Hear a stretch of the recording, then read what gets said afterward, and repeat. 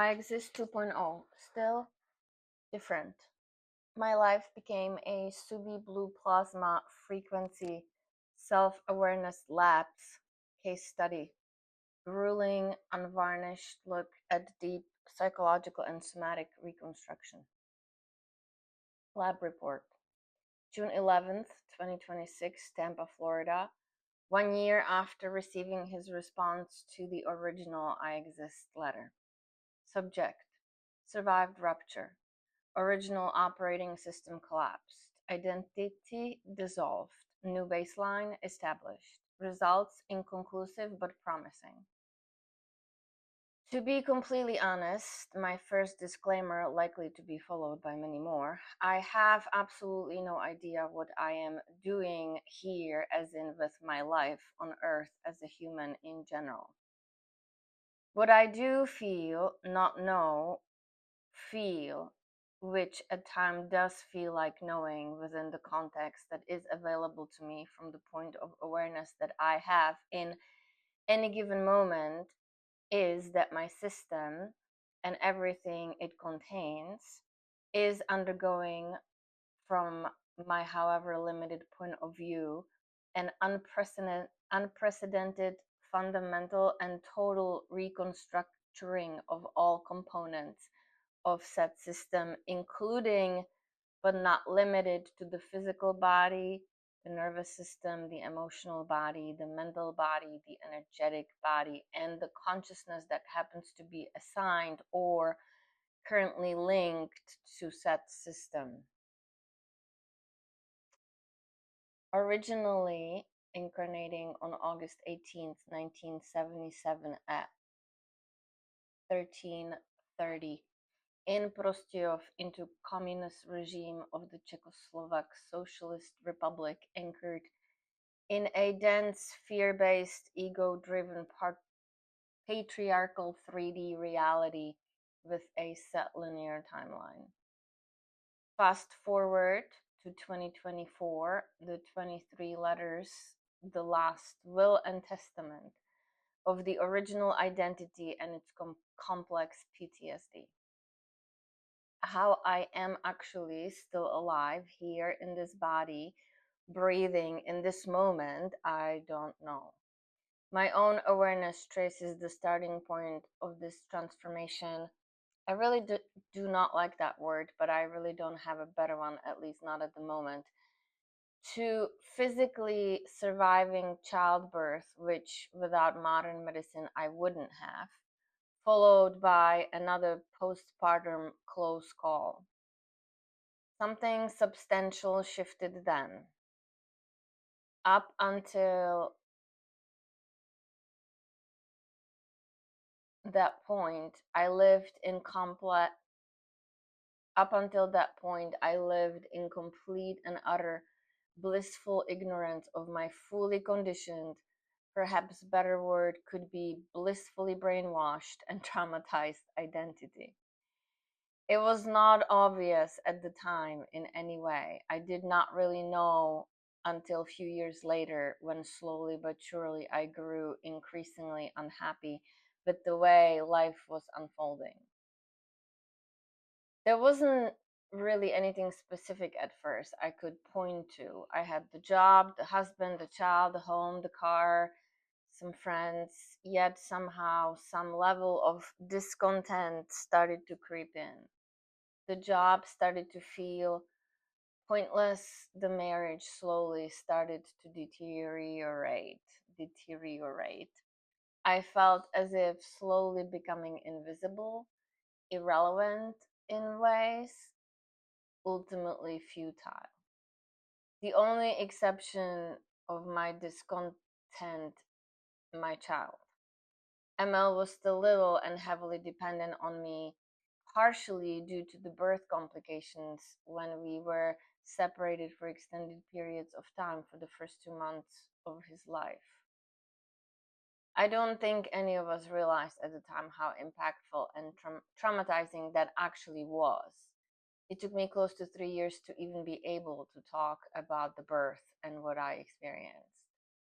No therapy, no support, if anything, just constant pressure from my parents and my husband's parents to parent certain way, which required me to behave against every instinct I had as a new mother at the time.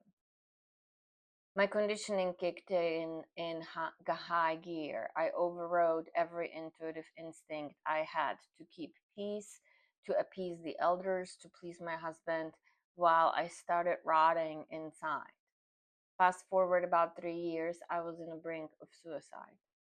I remember sitting on the floor in the corner of my son's room after putting him to bed, crying, thinking that maybe he and his dad would be better off without me. Every day I drove my BMW home from work praying I would crash so I could die without inflicting the trauma of my mother killed herself onto my son. I took up yoga and started therapy.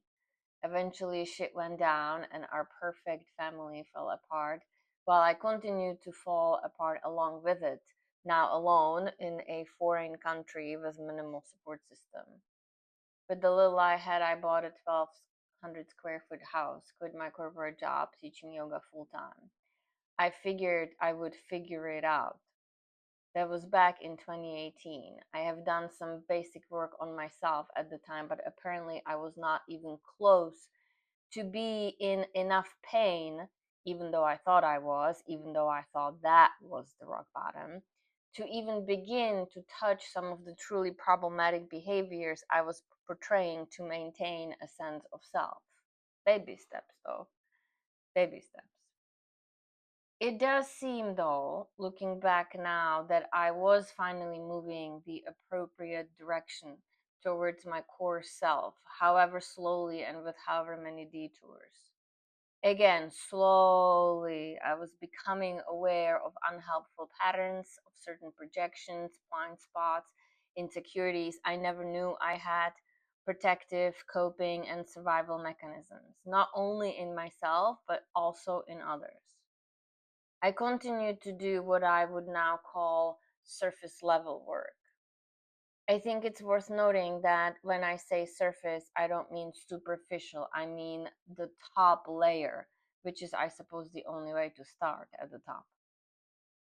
As this process took place, I continued to uncover more and more layers that ran all the way in, where then, for the first time ever for me, at some point, I found a place where I felt safe within myself. There seemed to have been so many stages and time markers that I can now point to.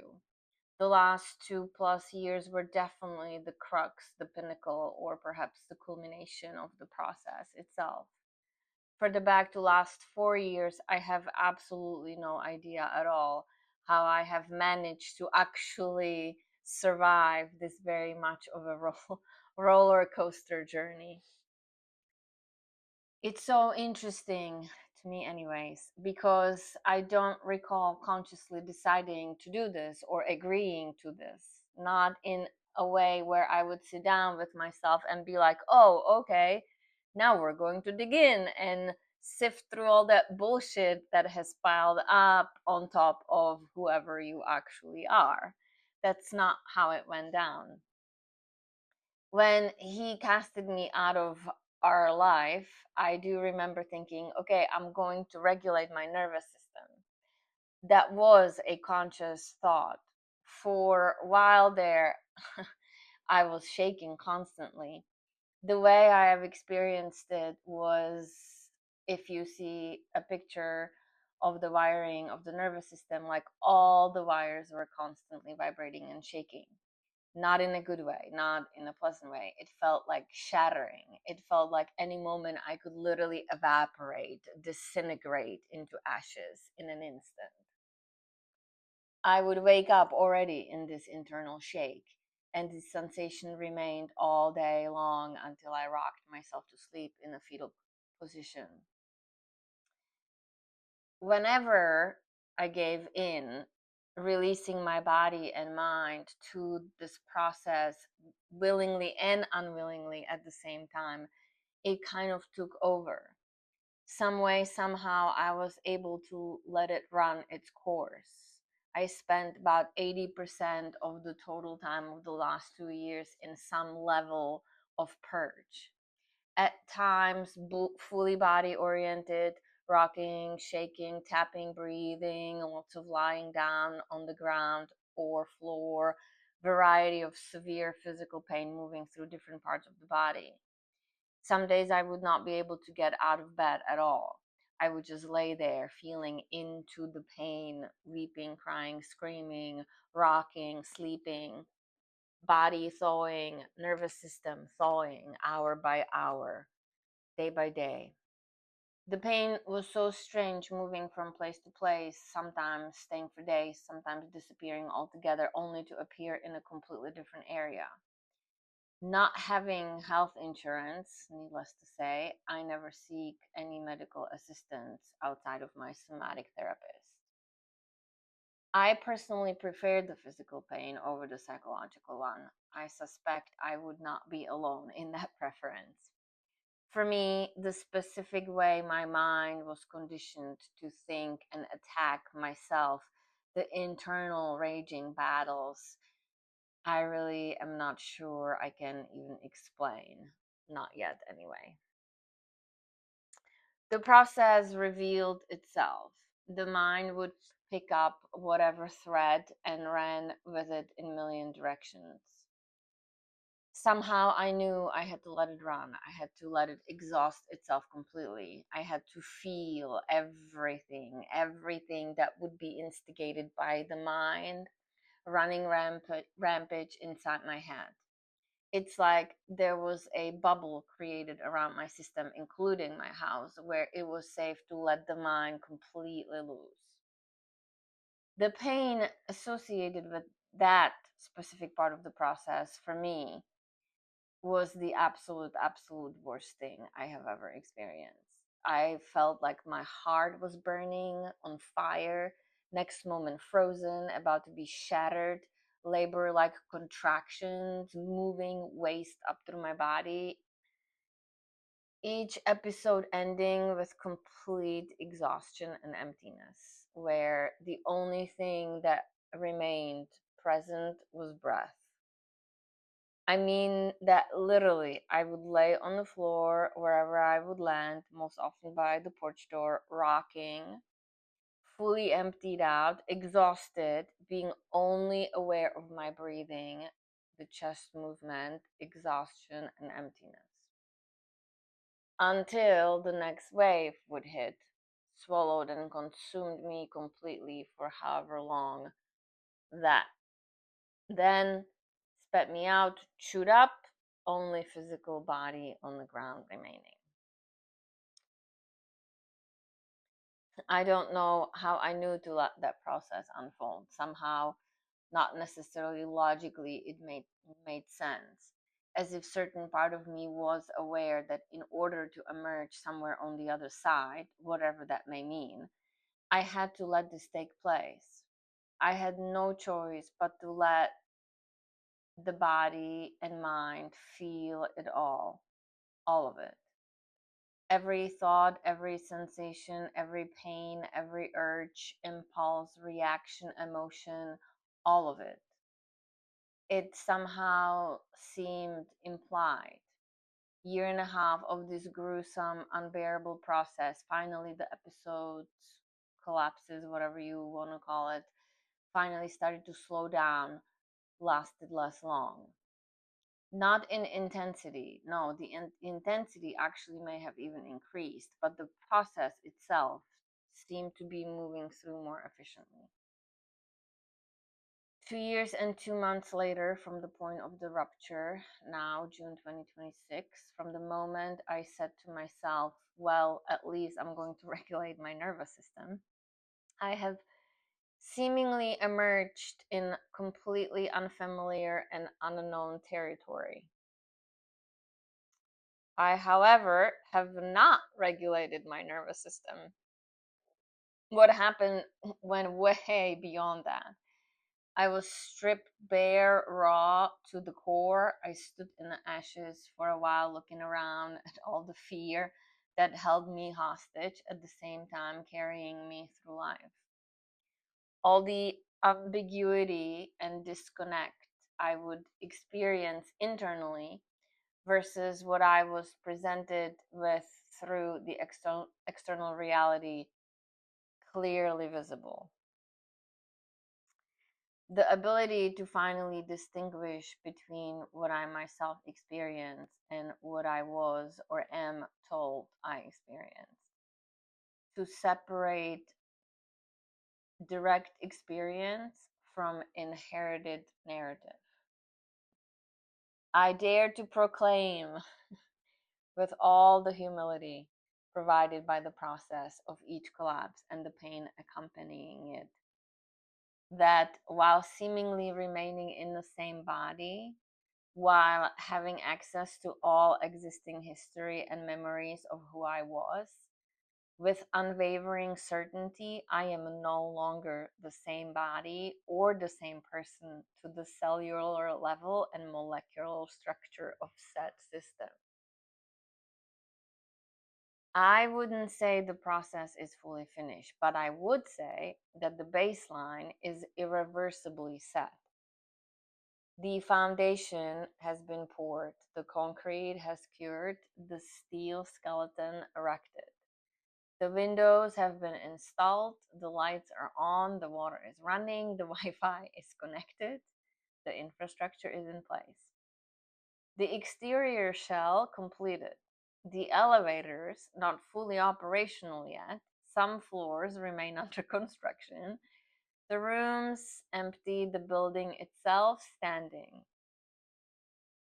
Most importantly, the systems designed to regulate and stabilize the structure against external forces have been installed, tested, and are fully functional. I now breathe different, move different, feel different, think different, listen different, speak different, relate different, engage different, perceive different, function different. I exist still different. Not as someone who figured it out, not as someone who conquered or eliminated fear. Just someone who can finally stand in their own field, anchored in their own center of gravity, and say, I am here, I survived, I regained the ability to trust my own experience. I have no idea what happens next, and my heart remains open, always, regardless. The building is operational, not finished, operational. The structure no longer collapses every time a storm rolls through. The building can now support occupancy.